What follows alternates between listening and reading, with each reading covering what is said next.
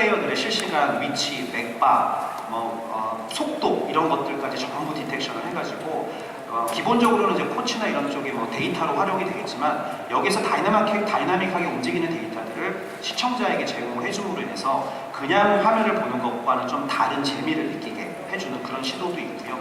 반대로 이제 반대 사이드로 와서 이제 컨텐츠의 관점에서는 그런 시도들이 이 IoT 덕분에 천천히 하나 시도된다고 보면, 광고의 관점에서 보면 이제 비컨이라든가 이런 위치 기반으로 사용자와 인터랙션 할 수 있는 기술들이 많아지고 있는데요. 경기장 같은 데다 비컨을 깔아놓고 비컨에 그 접속돼 있는, 인터랙션 돼 있는 어떤 유저들의 특성들이라든가 아니면 그 순간에 누가 이기고 있다거나 아니면 어떤 상황에 따라서 다른 광고를 하게 만드는 거죠.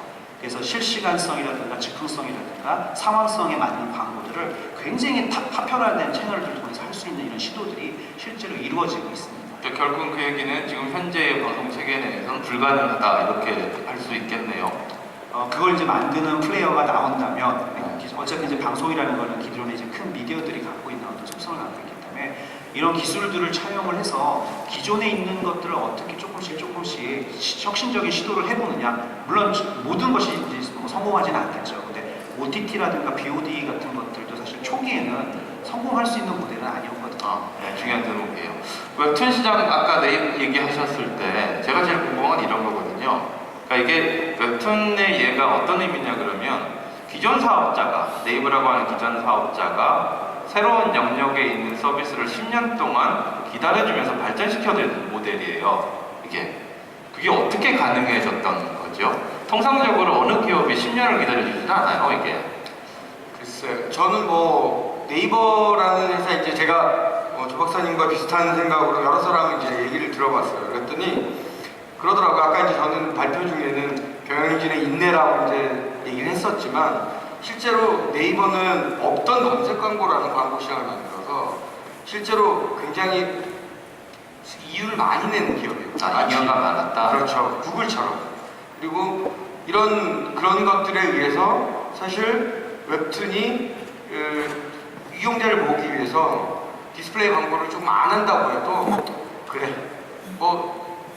양해를 해줄게, 이런 분위기가 됐었다라고 얘기를 하고요.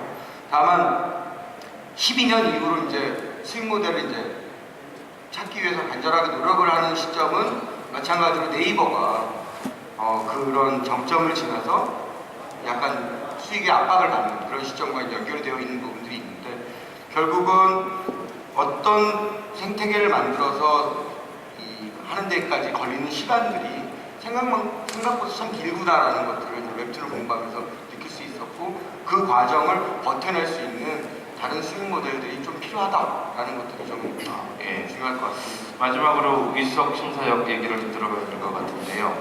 지금 얘기하신 많은 얘기들, 그리고 여기서 얘기하신 많은 얘기들이 실제로 좀 나눠보면 뉴커머하고 인컴번트로 좀 나누어지죠. 그러니까 뉴커머들은 상대적으로 쉬워요. 근데 인컴번트가 뭘 하기가 굉장히 힘들거든요. 근데 지금 말씀하신 여러 가지 예들도 실제로 다 뉴커머에 관련된 얘기예요. 인컴번트가 이렇게 트랜스포메이션을 잘 해서 사회적으로 또는 시장에서 각광받았던 그런 예가 혹시 있나요? 지금 저희가 파악하기로는 여러 가지 시도가 이루어지고 있는 상황인 것 같고요.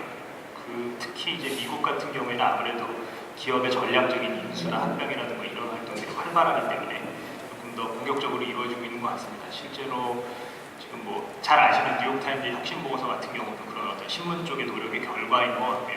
또 업계에서 보면은 좀 트리뷴 이런 전통적인 업체들이 사실 요즘 어떤 뉴미디어 또는 디지털 미디어에 대한 인수나 여러 가지 기술적인 시도가 대단히 활발한 상황입니다. 그리고 극장 체인인 AMC 네트워크 같은 경우도 이제 그 소프트뱅크에서 인수된 드라마 티버라는 회사와 함께 이제 OTT 플랫폼을 같이 만들기도 했고요. 그래서 이런 어떤 사실은 한국 같은 경우 다 마찬가지겠습니다만 방송이 이제 어떤 수익이라는 측면과 공익이라는 측면 양측을 모두 고려하다 보니 어떤 전략적인 옵션이 좀 제한되는 경우가 제 눈에 많이 보이는데, 그런 어떤 정말 기업으로서의 어떤 공격적인 전략적 무브가 이제 많이 해외에서 있고, 그런 부분에 대해서 좀 고민해볼 만하지 않나.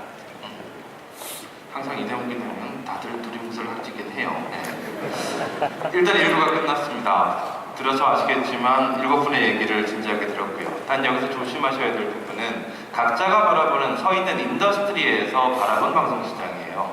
그래서 그게 실제로 방송 시장에 맞을지 안 맞을지는 또 따져봐야 되는 문제죠. 그 따져보는 이야기는 2부에 나누도록 하겠습니다. 1부에 수고해주신 7분들에게 박수로